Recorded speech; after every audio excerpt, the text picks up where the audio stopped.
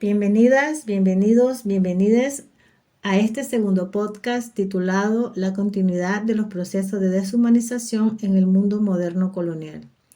En este momento ahondaremos en los procesos de deshumanización que se puede entender como la infravalorización e infrahumanidad de las personas no blancas, no occidentales, que se produce también en los nortes y sures globales, pero que tienen su denominación de origen en los antiguos estados imperiales, como es el caso del Reino de España, que de hecho fue el primero.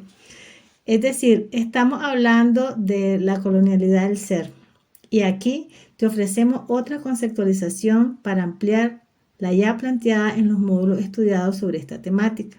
Traemos a Aníbal Quijano, para quien la colonialidad del ser consiste en la infravalorización, inferiorización cultural de la vida humana.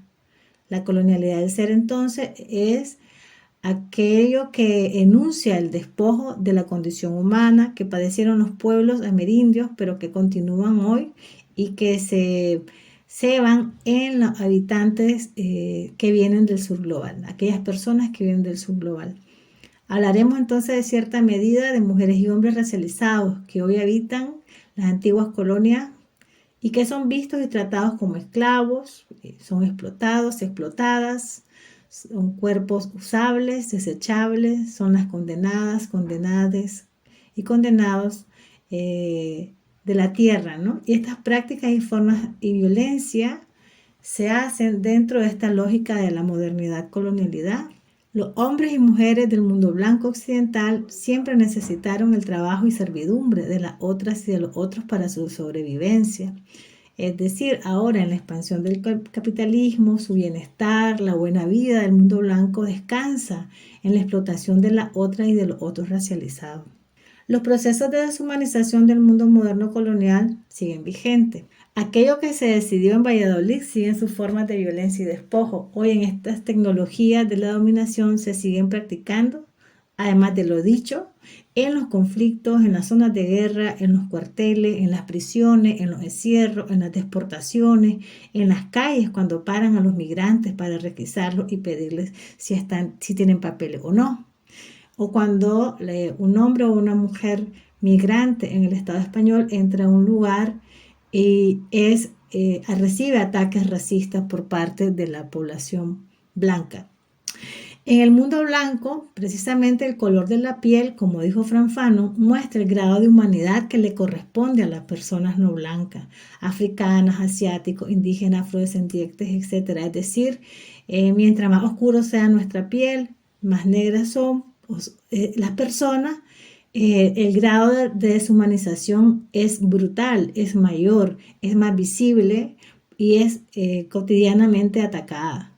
Esto pasa cotidiano, sí, pero con resistencias de las personas, efectivamente, porque las personas colonizadas también en medio de esa violencia han sabido resistir, por eso existen, por eso están y habitan estos espacios. Sin embargo, la forma de habitar es diferente para el mundo blanco de las personas no blancas. Aquí también queremos traer o ampliar un concepto que es de Frantz Fanon, quien hablaba de la línea del ser, ¿no? O sea, él decía que en el mundo blanco existe una línea del ser y del no ser, quienes se ubican por encima de esa línea que va a pautar lo que sería una jerarquía global de superioridad e inferioridad. Esa línea lo que va a marcar es lo no humano, lo humano y lo no humano. Lo humano estaría por encima de la línea y generalmente ubica a aquellas personas blancas, humanas, sujetas, con derechos civiles, sociales, laborales. Sin embargo, quienes están por debajo de esa línea de lo no humano son considerados como no humanos, humanos, y de alguna manera también son quienes ese derecho no les llega. Lo que les llega son todas esas políticas de despojo, de discriminación y violencia.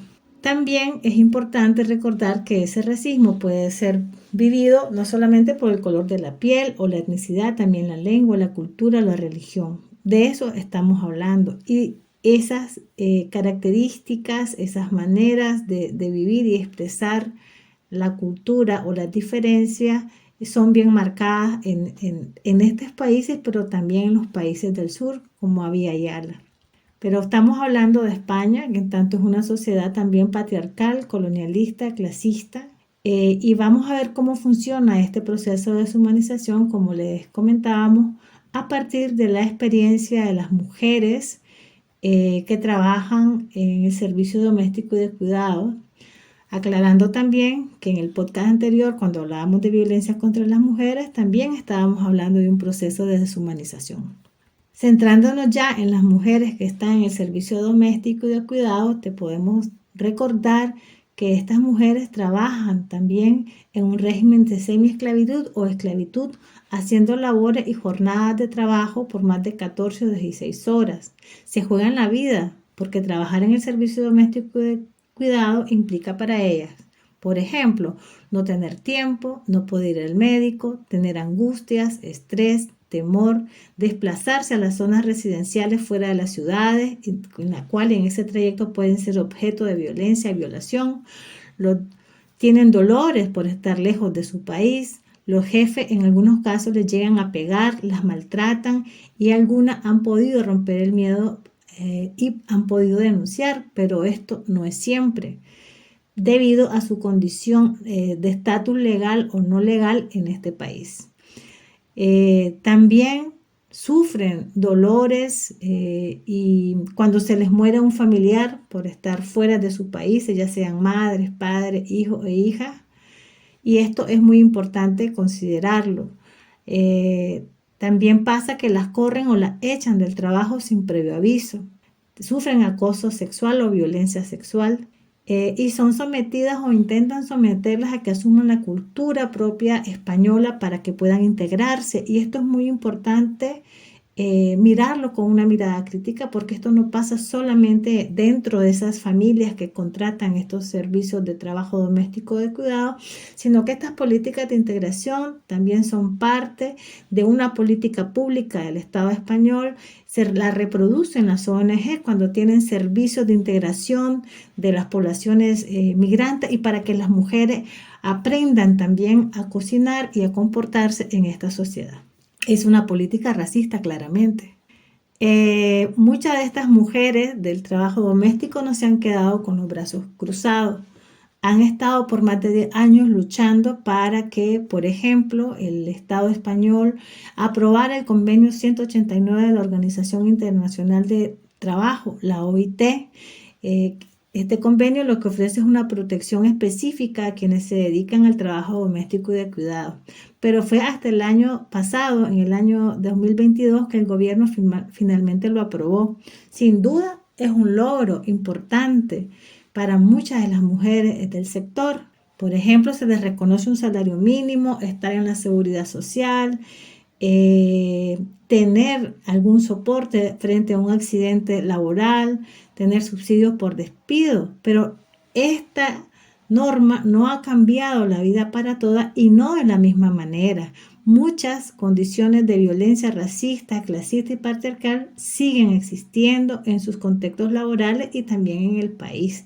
De hecho, dentro de esos cambios aún se mantiene el régimen de interna, que es el que más es en el régimen donde más sufren violencias y esta explotación esclava o de servidumbre. Por eso las mujeres han logrado movilizarse en las calles y siguen haciendo incidencia política. A pesar de esas resistencias de las mujeres, es importante considerar que ese avance normativo no ha cambiado la lógica de la violencia neocolonial que encarna el servicio doméstico. Recordemos que ese trabajo doméstico se reprodujo en la colonia, ¿verdad? Y además atraviesa el mercado laboral, este mercado laboral a nivel global, que también está caracterizado por estar enmarcado dentro de una división sexual y racial del trabajo. Y es ahí donde estas mujeres racializadas que están cuidando niños, niñas, ancianos, ancianas, que están haciendo las camas, limpiando el hotel, limpiando tu oficina para llevarte el café, están dentro de de esa lógica, perpetúan esas lógicas de la servidumbre, que muchas veces no son vistas como personas que están trabajando, sino alguien que me tiene que servir.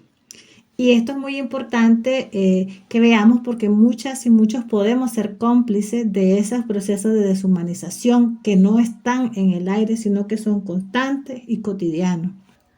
Algunas prácticas de esa colonialidad, el servicio doméstico, esa violencia colonial que se reproduce en el servicio doméstico y de cuidados, al margen de que ya hay una ley que las pueda proteger, pueden ser, por ejemplo, aquellas prácticas donde en sus casas, las casas donde ellas están trabajando, les dicen que brindan comida, les brindan casa y que no tienen por qué pagarles, ¿no?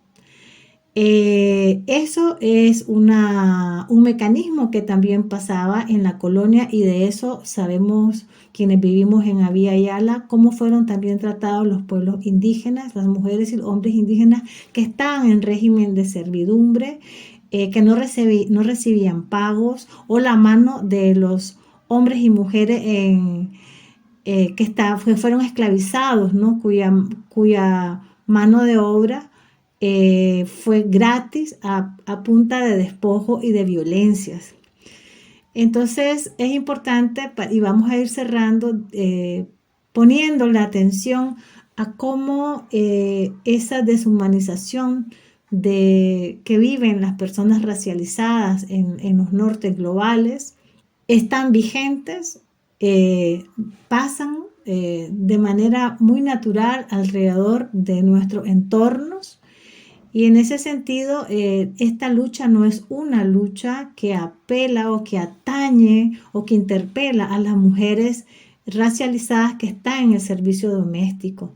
En todo caso, nos llama al resto a poder de alguna manera hacer algo, ¿no? En ese sentido, es importante, por ejemplo, repensar críticamente cómo se está sucediendo, cuál es el nivel de complicidad o no que tenemos frente a estas prácticas, a estas realidades.